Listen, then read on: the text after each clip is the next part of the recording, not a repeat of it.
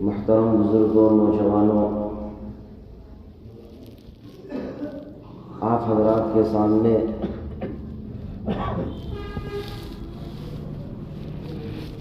ایک ایسا واقعہ بھی پیش آیا ہے جس کو دیکھ کر بڑا افسوس ہوا ہے، بہت دل دکھا ہے، بڑا احساس ہوا ہے دیکھ کر کہ ہم امت مسلمہ کتنی زیادہ گر چکی ہے، کہاں پہنچ گئی ہے، احساس بالکل ختم ہو گیا ہے۔ وہ آپ حضرات سے عرض کرنا ہے، ابھی جب میں گھر پر گیا ہوا تھا، ہمارے محلے میں ایک بہت عجیب واقعہ پیش آیا ہے جسے دیکھ کر سن کر بڑا دل دکھا ہے۔ ایک گلی ہے، اس گلی میں ایک انتقال ہوا، جن کا انتقال ہوا تقریباً ان کی عمر 40 سال ہوگی، ان کے بچے بھی ہیں، چھوٹے بچے بھی ہیں، کچھ بڑے بھی ہیں۔ صبح کو انتقال ہوتا ہے، دوپہر میں ظہر کی نماز میں ان کی تدفین ہو جاتی ہے، ان کو دفنا دیتے ہیں۔ اسی گلی میں، وہ گلی زیادہ لمبی نہیں ہے، بند گلی ہے، جس گلی میں انتقال ہوا اسی گلی میں شام کو ڈی جے بجایا گیا۔ بڑے افسوس کی بات ہے، جس گلی میں انتقال ہو رہا ہے اسی گلی میں شام کو شادی ہوگی، اب جو بھی پروگرام ہوگا، اکثر مسلمانوں کی شادی ہو ڈی جے نہ بجے ایسا تو ہو ہی نہیں سکتا۔ تو مطلب اتنا احساس بھی نہیں رہا کہ برابر میں پڑوسی کا انتقال ہوا ہے، غم کا ماحول ہے، بچے یتیم ہو گئے، عورت بیوہ ہو گئی، ماں باپ کا لال چلا گیا۔ 40 سال کی عمر کوئی زیادہ عمر نہیں ہوتی، پھر بھی انتقال تو انتقال ہی ہے، 40 سال کی عمر میں ہو یا زیادہ عمر میں ہو۔ تو پڑوسیوں کو تو ویسے بھی شریعت میں تو یہ حکم ہے، اگر کسی کے یہاں انتقال ہو جائے، غم کا ماحول ہوتا ہے، کھانا بنانا تو کیا، کھانے کو طبیعت نہیں کرتی، اس لیے مستحب یہ ہے کہ پڑوسیوں کو چاہیے کہ وہ کم سے کم 3 دن تک، جس کے یہاں انتقال ہوا ہے ان کو ہوش نہیں ہے، ان کا بہت بڑا نقصان ہو گیا ہے، بہت غم کی بات ہے کہ ان کے گھر پڑوسی کو چاہیے کہ وہ کھانا پہنچائے۔ لیکن پڑوسی ہی کیا کر رہے ہیں، نہ یہ خیال کہ گھر میں انتقال ہو گیا ہے، بیوہ عورت اپنے شوہر کے لیے دعائیں کر رہی ہوگی، تسبیح پڑھ رہی ہوگی، اسی گلی میں ڈی جے بجایا گیا، نوجوان اس ڈی جے پر ناچے، تو کتنے تعجب کی، افسوس کی بات ہے۔ مسلمان ہو کر یہ بھی احساس ختم ہو گیا، چلو اگر وہ گھر کسی غیر مسلم کا ہوتا، وہ بجاتے تو بات الگ تھی، لیکن وہ بھی اتنا خیال رکھ لیتا کہ چلو مسلمان کے یہاں انتقال ہوا ہے، ہم اس کام کو نہیں کرتے، اور اگر کرنا بھی ہے، کرنا ہی ہے تو کم سے کم چہار دیواری میں اپنے گھر کے اندر کر لیتے۔ کھلے عام سڑک پر اس گلی میں ڈی جے بجایا گیا، تو کتنے تعجب کی بات ہے، سوچنا چاہیے کہ ہم کہاں پہنچ گئے ہیں۔ یہ گانے بجانا جس کو اللہ کے نبی صلی اللہ علیہ وسلم ختم کرنے کے لیے آئے تھے، آپ نے فرمایا کہ میں تو اس کو، میوزک کو، گانے بجانے کو ختم کرنے کے لیے آیا ہوں، اور آج امت، وہ امت، اس نبی کی امت جس نبی نے اس امت کے لیے بڑے آنسو بہائے، پتھر کھائے، نہ جانے پیٹ پر پتھر مارے، کتنی مشقتیں برداشت کی، وہ امت آج اس طریقے سے اپنے نبی کی سنت کا مذاق اڑا رہی ہے۔ انتقال ہوا، اس کے باوجود بھی اتنا بھی خیال نہیں کہ ابھی بالکل تازہ معاملہ ہے، اس کے باوجود وہی ڈی جے بجایا جا رہا ہے۔ ایسا کیوں ہو رہا ہے؟ چونکہ یہ جو شادی ہوتی ہے، ہم نے اس کو یہ سمجھ لیا ہے کہ یہ منورنجن کی چیز ہے، شادی خوشی کا موقع ہے، لیکن ساتھ ساتھ میں شادی عبادت ہے، اللہ کے نبی صلی اللہ علیہ وسلم کی سنت ہے، سنت بھی ہے، شادی خوشی کا بھی مقام ہے، لیکن خوشی کا مطلب یہ نہیں ہوتا کہ ہم اپنی مرضی سے خوشی منائیں۔ خوشی کس کو کہتے ہیں، اس کی بھی شریعت میں ایک حد متعین کی ہے، کہاں تک کس طریقے پر آپ خوشی منا سکتے ہیں۔ اللہ تبارک و تعالیٰ کو ناراض کر کے خوشی منانا، اللہ کے نبی صلی اللہ علیہ وسلم کے طریقے کی دھجیاں اڑا کر خوشی منانا، یہ کوئی خوشی نہیں ہے۔ تو کتنے افسوس کی بات ہے، یہ واقعہ جو میں نے آپ کو بتلایا، کتنا تعجب ہوتا ہے، یعنی بالکل احساس ختم ہو چکا ہے۔ شرم و حیا جو ہونی چاہیے، حیا ایمان کا حصہ ہے، الحیاء شعبۃ من الایمان، ایمان کا حصہ فرمایا ہے اللہ کے نبی صلی اللہ علیہ وسلم نے، اور دوسرے حدیث شریف میں یہ بھی فرمایا، اذا فاتک الحیاء فافعل ما شئت، جب حیا ختم ہو جائے، شرم و حیا ختم ہو جائے، پھر جو چاہے وہ کرو۔ جب حیا نہیں رہتی، کچھ شرم نہیں رہتی، پھر تو آدمی اگر جو دل چاہتا ہے وہ کرتا ہے، اور ہو رہا ہے۔ تو یہ حیات کا ختم ہونے کا نتیجہ ہے کہ اتنا بھی احساس نہیں رہا کہ برابر میں انتقال ہو گیا ہے، غم کا ماحول ہے، اس کے باوجود وہاں ڈی جے بجایا جا رہا ہے۔ تو یعنی یہ سمجھ لیا ہے شادی ہونی ہے تو ڈی جے بجنا ضرور ہے، ناچ گانا تو ہوگا، اس کے بغیر شادی ہی نہیں ہوگی۔ تو یہ مسلمانوں کو سوچنا چاہیے اور فکر کرنی چاہیے، کتنے افسوس کا مقام ہے۔ شادی جو ہوتی ہے یہ عبادت بھی ہے اور خوشی کا بھی موقع ہے، لیکن یہ سنت طریقے پر ہونی چاہیے،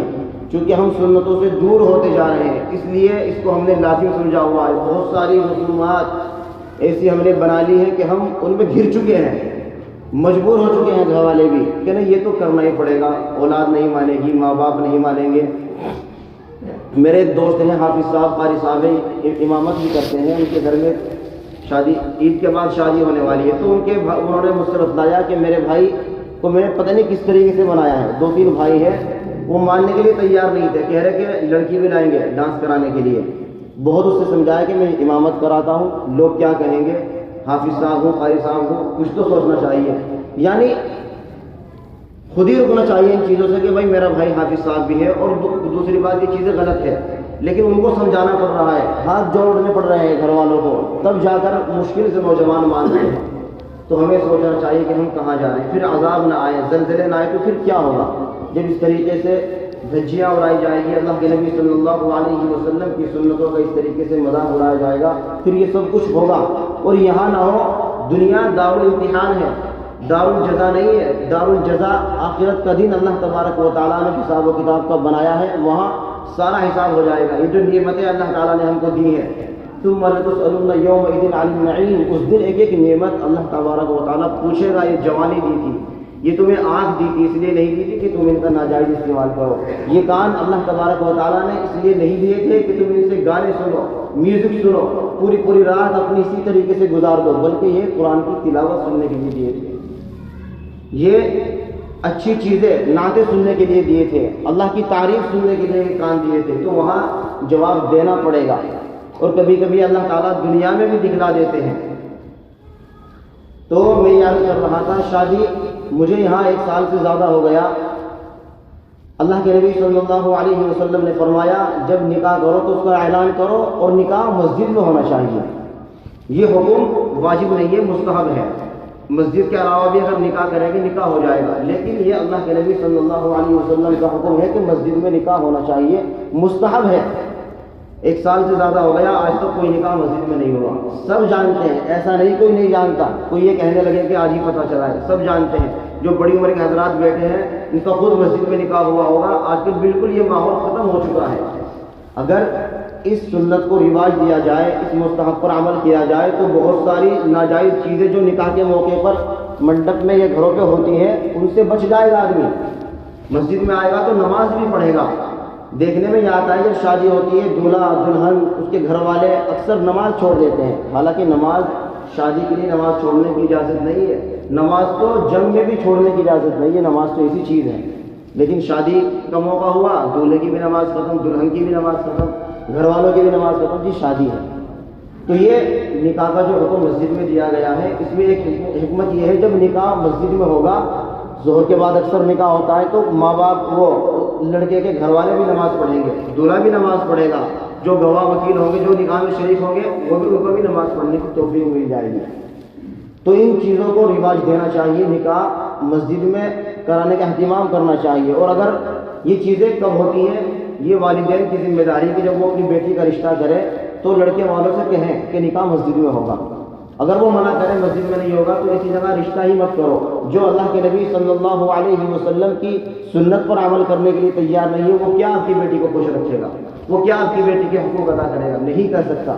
جسے اللہ کے نبی صلی اللہ علیہ وسلم کی سنت سے پیار نہ ہو، وہ چاہے آپ شادی میں کتنا بھی خرچ کر لیں، خرچ اس لیے کیا جاتا ہے تاکہ لڑکے والے خوش ہو جائیں، ہماری بیٹی کو خوش رکھے۔ اللہ کے نبی صلی اللہ علیہ وسلم کا فرمان ہے، جس شادی میں سب سے کم خرچ ہوگا اس میں سب سے زیادہ برکت ہوگی۔ لیکن آج دیکھو سب سے زیادہ خرچ شادی میں ہوتا ہے، پھر بعد میں نہ جانے کیسی کیسی باتیں ہوتی ہیں، چھوٹ چھٹاؤ بھی ہوتا ہے، ہم ان چیزوں پر غور نہیں کرتے۔ شادی تو بہت ہلکی بنائی ہے اللہ کے نبی صلی اللہ علیہ وسلم نے، بہت، یعنی شادی کے موقع پر تو کھانا بھی نہیں ہے، ولیمے پہ ہے کھانا بھی، لیکن یہ رواج بن چکا ہے. تو میں یہ عرض کر رہا تھا خاص طور سے جب نکاح کا موقع ہو کوشش کی جائے کہ نکاح مسجد میں ہو، تاکہ بہت ساری جو رسومات چل رہی ہے ان سے بھی آدمی بچ جائے گا. نکاح مسجد کے علاوہ بھی ہو جائے گا لیکن مسجد میں کرنا یہ مستحب ہے. تو یہ سب والدین گھر والوں کی ذمہ داری ہوتی ہے وہ ان چیزوں پر غور کرے. اگر وہ غور نہیں کریں گے اسی طریقے سے چلتا رہے گا تو آگے چلنے والی نسلیں جو ہوگی وہ یہی کہیں گے ہم تو اپنے گھر والوں کو اسی طریقے سے دیکھتے آئے ہیں. جس طریقے سے مشرکین مکہ جب اللہ کے نبی صلی اللہ علیہ وسلم ان کو بتلاتے ایک اللہ کے بارے میں تو وہ یہی جواب دیتے کہ ہمارے گھر والے بڑے تو پہلے سے بتوں کو پوجتے آ رہے ہیں، ہم تو اسی طریقے سے کریں گے. تو یہی جواب ہماری اولاد دے گی کہ ہم نے تو اسی طریقے سے دیکھا ہے اپنے گھر والوں کو کرتے ہوئے. ابھی کل پرسوں ایک ویڈیو آئی، اس میں ہلدی کی جو رسم ہوتی ہے یہ کوئی رسم نہیں ہوتی، ہم نے اپنی طرف سے بنائی ہوئی، بلکہ یہ ہندوؤں کی رسم ہے جو ہمارے اندر آ گئی. ہلدی جو لگائی جاتی ہے چلو لڑکی کے لگا دی جائے تاکہ اس کا رنگ نکھر جائے کیونکہ شادی کا موقع ہے، وہ بھی اپنے گھر میں آرام سے لگا لی جائے. آج کیا ہوتا ہے سب کے لباس پیلے لباس سب سلوا رہے ہیں پیلے لباس کی، کیونکہ آج ہلدی کی رسم ہے. لڑکے کی بھی ہلدی لگ رہی ہے، لڑکے کو کیا ضرورت ہے ہلدی لگوانے کی؟ چلو اگر لگانی بھی تو اپنے گھر میں خاموشی کے ساتھ لگا لی جائے. پرسوں ایک ویڈیو آئی آپ نے بھی دیکھی ہوگی، حیدرآباد کی شاید ویڈیو ہے، دولہا بیٹھا ہوا ہے، اس کے ایک آدمی ہلدی لگا رہا ہے، ہلدی لگانے کے لیے اس نے ہلدی اٹھائی اور ایسے ہی اس کو فوراً انتقال ہو گیا. یعنی موت کا کوئی بھروسہ نہیں ہے، کب کس حال میں موت آ جائے. ابھی ترکی میں زلزلہ آیا، کئی ہزار لوگوں کا انتقال ہو گیا، لیکن جو اللہ والے ہوں گے ایک فوٹو سامنے آیا اس میں ایک اللہ والے ہیں، چونکہ وہ زلزلہ تہجد کے وقت آیا ہے، لوگ سوئے ہوئے تھے، جو تہجد والے تھے وہ تہجد میں مشغول تھے. تو ایک فوٹو ایک اللہ والے ہیں، ان کے ہاتھ میں تسبیح ہے، انتقال تو ہو گیا لیکن ہاتھ میں تسبیح ہے، تسبیح پڑھتے ہوئے اللہ کو پیارے ہوئے. تہجد کی نماز کے بعد ان کا معمول تھا تسبیح پڑھنے کا. تو جو دنیا میں جس طریقے سے زندگی گزارے گا، زیادہ وقت جس ماحول میں اس کا گزرے گا، موت بھی اسی حالت میں آئے گی، اور جس حالت میں موت آئے گی اسی حالت میں اٹھایا جائے گا. تو سوچنا چاہیے، غور و فکر کرنی چاہیے. میں آج آپ حضرات سے یہ کہہ رہا ہوں کہ ہمارے حلقے میں اگر کسی شادی میں ڈی جے بجے گا تو میں اس شادی میں نکاح نہیں پڑھاؤں گا، چاہے مجھے مسجد چھوڑنی پڑے، کوئی بڑا مسئلہ نہیں، مسجدیں اور بھی مل جائیں گی، مسجدیں نہ ملے حلال رزق کمانا ہے، رکشہ چلا کے بھی کمایا جا سکتا ہے، کسی اور کام کو کر کے بھی کمایا جا سکتا ہے. جس شادی میں ڈی جے بجے گا میں اس شادی میں نکاح نہیں پڑھاؤں گا، اگرچہ میرے 1100 روپے کا نقصان ہوگا، کوئی بات نہیں ہے، وہ مسئلہ الگ ہے، نہیں 1100 ملتے ہیں تو ٹھیک ہے. میں بالکل شادی میں شریک نہیں ہوں گا جس میں ڈی جے بجے گا، اس لیے آپ کو اچھا لگے برا لگے انشاءاللہ لوگ ساتھی ہوں گے، یہ کوئی ایسی چیز نہیں ہے. تو میں آپ سے صاف کہہ رہا ہوں الحمدللہ جتنی بھی شادی ہوئی ابھی تک میرے خیال سے ہمارے یہاں ڈی جے نہیں بجاؤں شادیوں میں. اگر بجے گا تو میں اس میں شرکت نہیں کروں گا، نکاح آپ کسی اور سے بھی پڑھوا سکتے ہیں. تو جو باتیں عرض کی گئی اللہ تبارک و تعالی ہمیں ان باتوں پر عمل کرنے کی توفیق عطا فرمائے. وآخر دعوانا الحمدللہ رب العالمین.